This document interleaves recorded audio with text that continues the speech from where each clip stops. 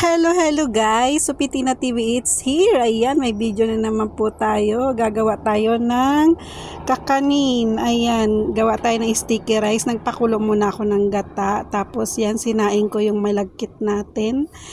Ganyan lang gagawin nyo guys. Napakasarap nito. Parang Thailand to. Thailand sticky rice na may mango. Ayan, nagpakulo na rin ako niyang yung gagamitin nating matamis sa ibabaw.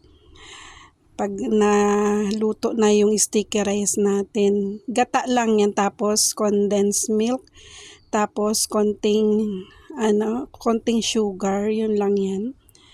Ayan, tapos okay na yung natin, gata natin.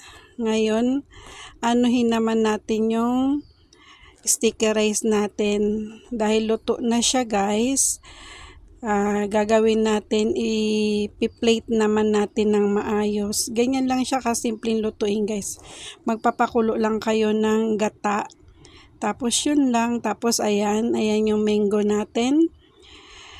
Yan yung ginamit kong mango kasi wala nang ibang mango dito sa Hong Kong. Yan, luto na yung ating sticky rice. Ito na siya. Yan na. At ito naman ang ating mango. Ayan, ganyan ang ginayat ko. Ito yung naluto natin kanina na pang-topping sa ibabaw. Yan guys, ang style niya parang Thailand. Ayan, napakasarap nito guys. Try nyo rin sa inyong bahay. Ang dali lang niyang lutuin at hindi ka magsisisi, napakasarap niya. Kung meron kayong mango at okay pa, gawin nyo rin ganyan. Yun lang guys. Bye-bye!